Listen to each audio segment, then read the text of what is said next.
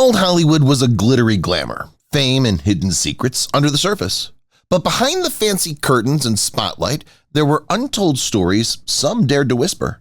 Burt Lancaster, one of the time's magnificent leading men, captivating audiences with his power and charming behavior. Now, in the twilight of his light, the truth has started to merge.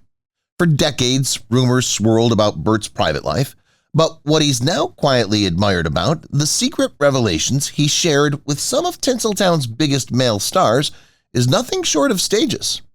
There weren't normal flings, they were deep, hidden connections, kept under wraps by a brutal studio system that demanded scenes. From cluster meetups to names you'd never expect. This is the rare glimpse into a heartbreak, pressure, and raw truth of queer love in a time being found out could end a career overnight.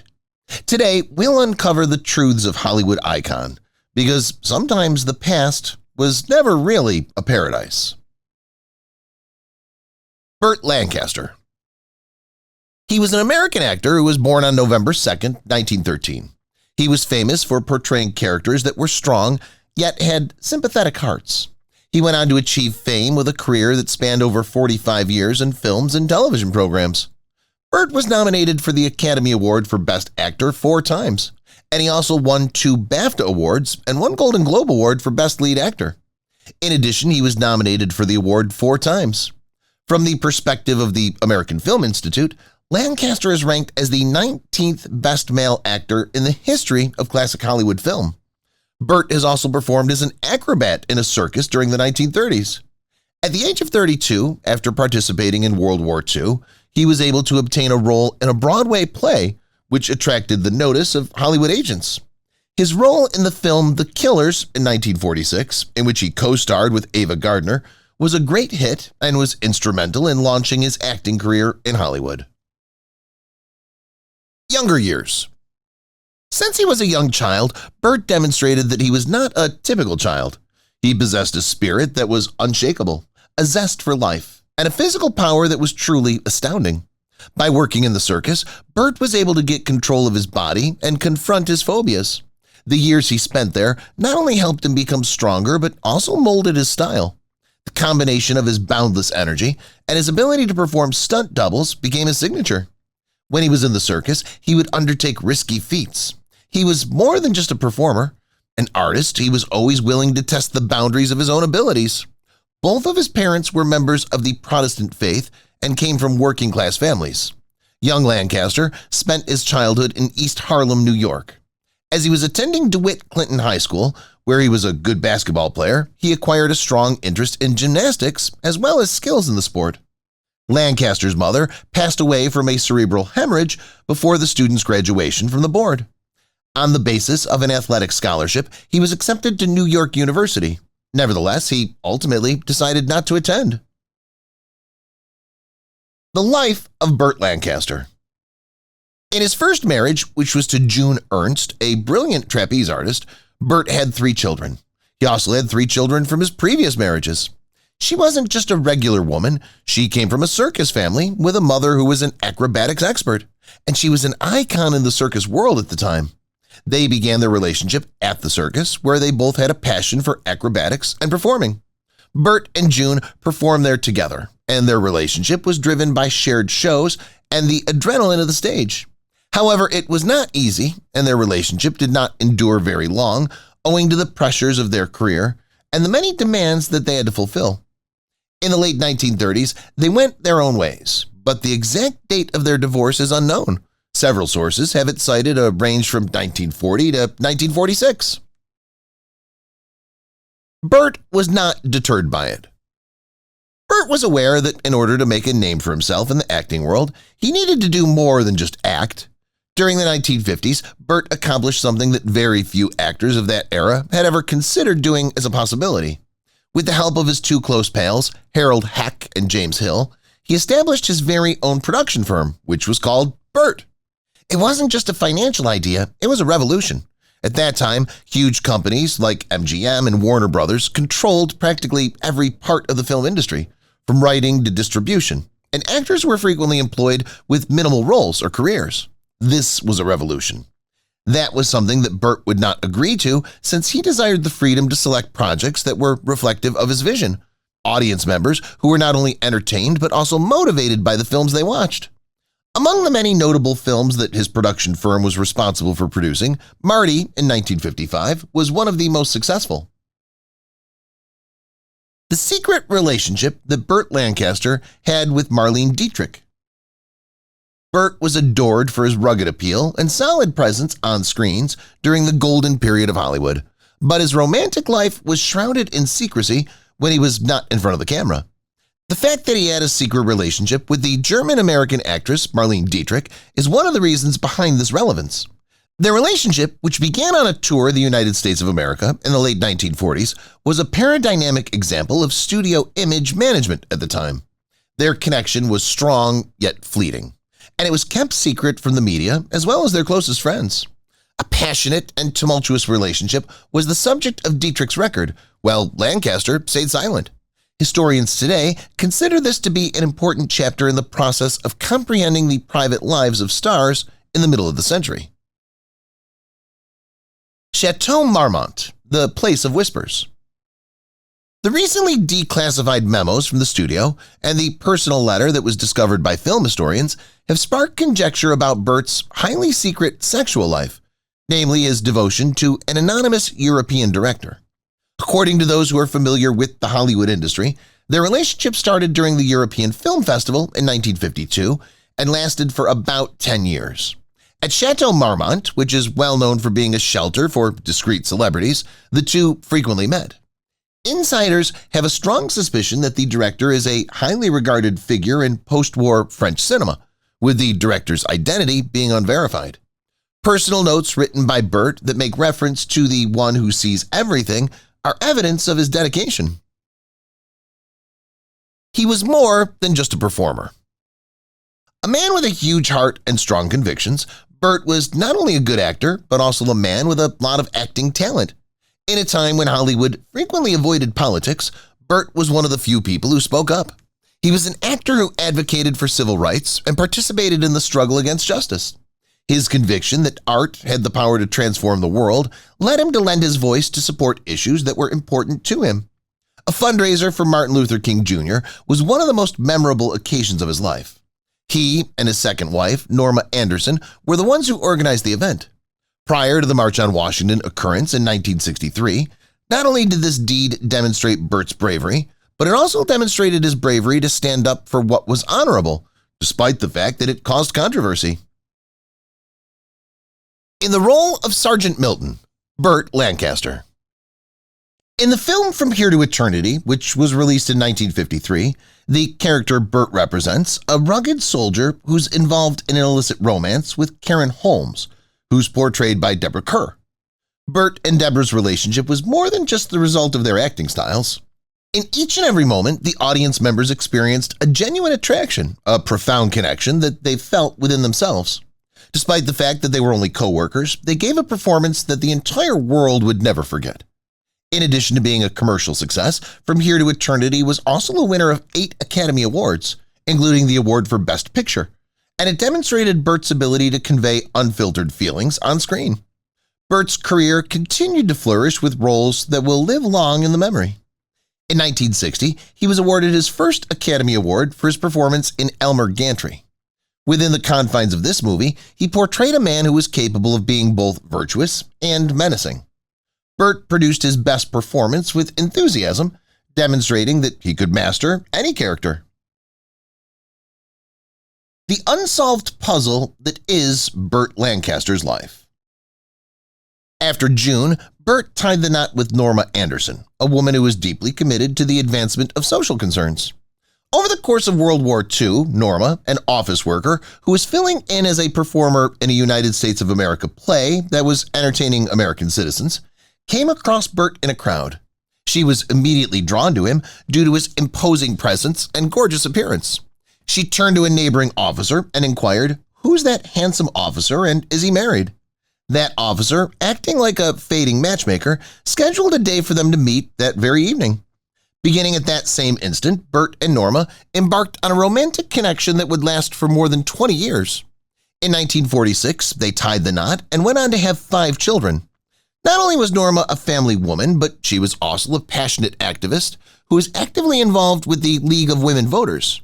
There was even a room in their home in Burt that was solely dedicated to printing and presses, and it was in this space that Norma relentlessly advocated for social justice and expanding voting rights. Getting married to Burt Lancaster. Professionals features a hairstylist on the set of the show. Their relationship was a tornado of drama and excitement, but it was also packed with intense feelings. Jacking is said to have smashed a white bottle over Burt's head at a party that was attended by director Sidney Pollack and actor Peter Falk. This is a well-known anecdote. Not only did the episode become a topic of gossip in Hollywood, but it also demonstrated the depth of their relationship. When Jackie went through a religious transformation, everything came to an end. As a result of Burt's complicated convictions, he was unable to connect with her new path, and as a result, they went their separate ways. Burt's third marriage, which took place in 1990, was to Susan Martin. The drama that he had encountered in the past with other relationships was not present in this relationship, which was a tranquil one. Susan remained by his side until his final years, during which he struggled with significant health concerns, including a series of heart attacks that would afflict him for years. They resided in a secluded location, largely hidden from the view of others. During the final days of his life, Susan tried to bring him some solace. This is the relationship that Burt has been keeping a secret for decades. During the golden age of Hollywood, being gay had the potential to ruin any career. The public and the media were extremely judgmental, and studios went to considerable lengths to safeguard the image of their stars. With a heart that was open and a spirit that was free, Burt lived his life to be true to himself. During that time period, he disclosed that he had relationships with a number of the most prominent guys. Cary Grant would come in first. Burt, who's considered to be one of the most charming actors in Hollywood, first met Cary in the late 1940s at an industry event. Burt immediately became charmed with Cary because of his charming grin and sharp wit. First, they met in private in beach cottages along the Pacific Coast Highway. This was the beginning of their brief relationship. In addition to Shelley Winters, Burt Lancaster. The fact that Burt has been having an affair with actress Shelley Winters for a long time is one of the few relationships that they've ever confirmed. Shelley disclosed in her memoirs that she and Burt had a relationship that lasted for 20 years. They frequently met in an apartment that was private and out of the public eye, and it was there that they spent time together. After Burt rekindled his relationship with his wife while she was pregnant, their relationship came to an abrupt end. As a result of the reserved manner in which he handled his personal matters, Shelley came to the conclusion that he was a very emotional and two-dimensional individual. When Winters fell, she fell hard, and she's always gotten hurt. However, as long as Winters took her unnecessary love affairs lightly, she was fine. 2 years of what she refers to as backstreet happiness with Burt Lancaster, who was married and had 2 toddlers, came to an end when she discovered in The Hollywood Reporter that his wife was expecting another child while they were together. Mr. Burt Lancaster and Mr. J. Edgar Hoover.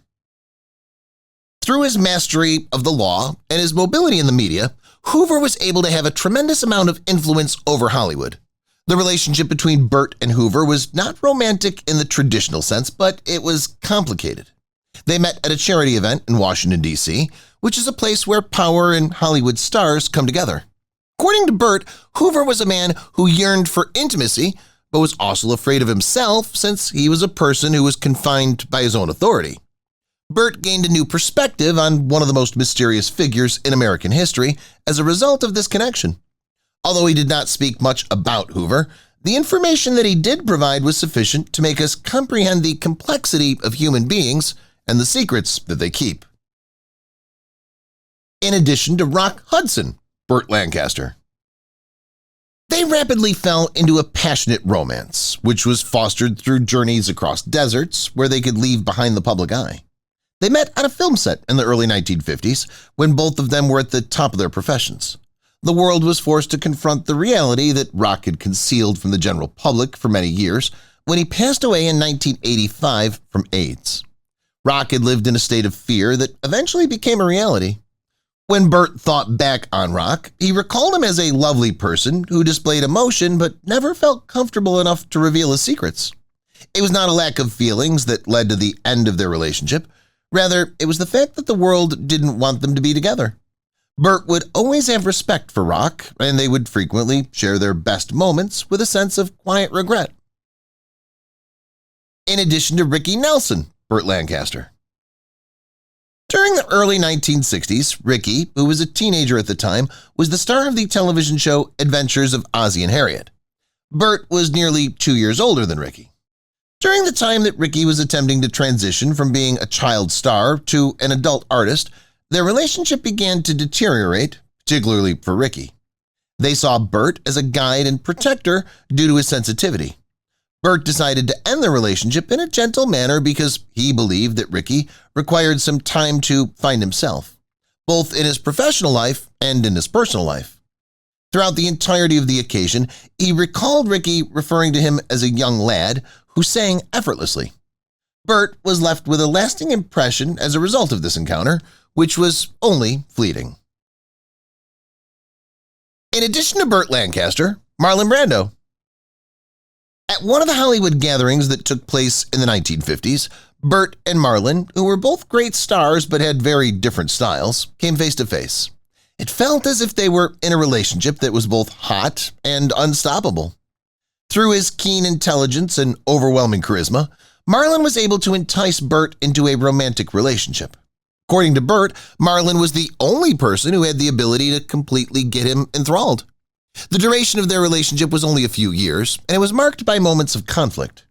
As a result of their combined and powerful personalities, they became estranged from one another.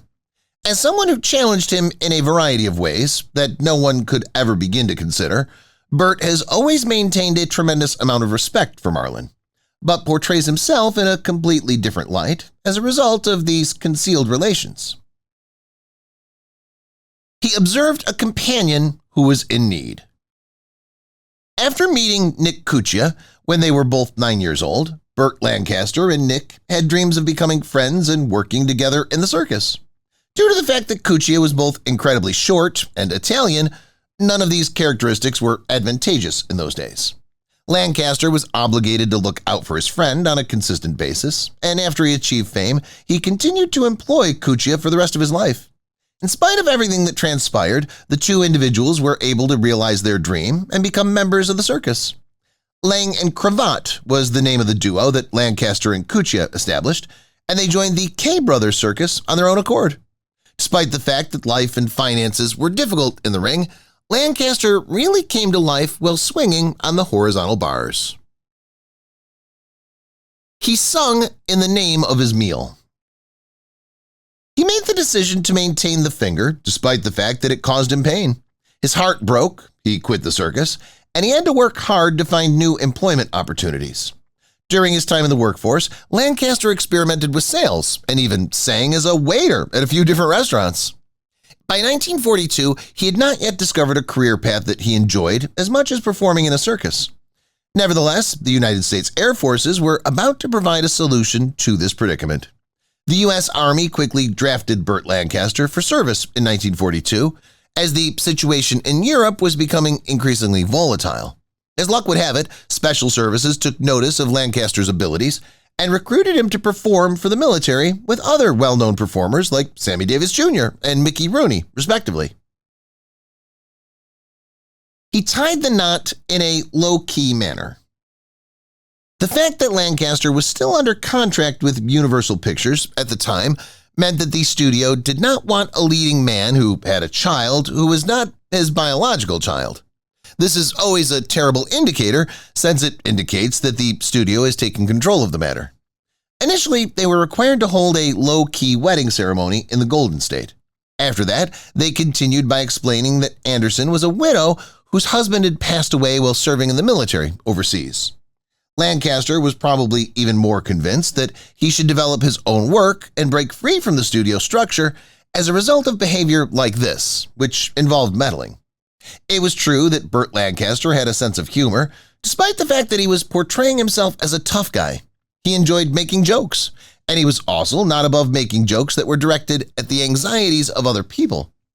Lancaster was towering and imposing, and he most of the time performed his own stunts. Kirk Douglas, who was a frequent co-star of his, had the lofty goal of being all that Lancaster was, but he was unable to achieve that goal. He was the man who was marked. Hollywood went through a peculiar period during the 1950s. There was a heightened awareness among politicians on what they perceived to be communist dangers, not because of Lancaster himself, but rather because of the lines he said in the movie. Many people began to suspect that he was the Crimson Pirate. It would appear that J. Edgar Hoover, the director of the FBI, did not approve of the monologue that Lancaster delivered, in which he praised ordinary middle-class workers.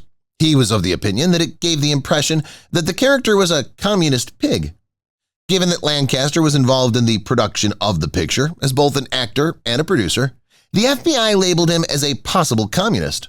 This label would remain with him in death and beyond, as we'll learn in the following section. He learned for more. Lancaster came to the conclusion that he desired more than just a profession as an actor, despite the fact that he was virtually unknown in the Hollywood industry. In a move that was nothing short of audacious, Lancaster promptly inquired about the possibility of producing films in addition to acting in them. How are you? Keep in mind, Burt, you're not a person. Although it took 5 years for Lancaster to arrive in Hollywood, the producer made a promise that he would be able to create pictures. This was due to the fact that Lancaster's confidence was successful. This was the first time that something like this had ever happened in Hollywood, which was still operating under the studio structure that rendered actors impotent.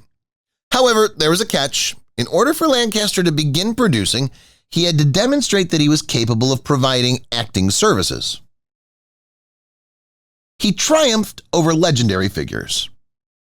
After being passed up for an Academy Award for his performance in From Here to Eternity, Lancaster did not have to wait very long for another opportunity to win. Lancaster played a con artist preacher in the 1960 film Elmer Gantry, but he did not have to deceive the Academy in order to play the role. Lancaster emerged victorious in the competition for the title of Best Actor, despite the fact that he faced off against the likes of Laurence Olivier and Spencer Tracy. After getting off to a rocky start, Lancaster's acting skills had finally evolved. This came just in time, as Lancaster was busy lying to his wife while he wasn't performing. In the memoir that he wrote in 2007, Farley Granger, a Hitchcock veteran, stated that he and Lancaster were the ones who saved Winter's life. During the time that Lancaster was dating Winters, she's said to have taken an excessive amount of alcohol and sleeping pills. Granger and Lancaster, who had also been having an affair with Winters, came to her aid and made sure that she received the assistance that she required. As he marched.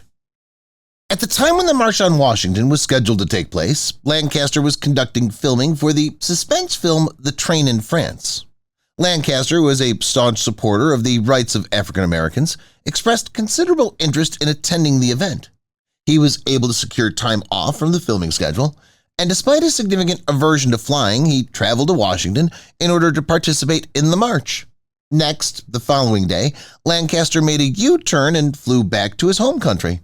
He was unable to let his fear of flying prevent him from supporting a cause that was righteous, nor could it prevent him from participating in his next picture. Airport, which was released in 1970, was one of the first of a lengthy series of catastrophe movies that starred a large number of famous actors and actresses.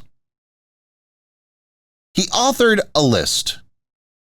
Due to the fact that Lancaster was loud in his support of radicalized people and other minorities, the Republican president of the time, Richard Nixon, considered him to be a threat.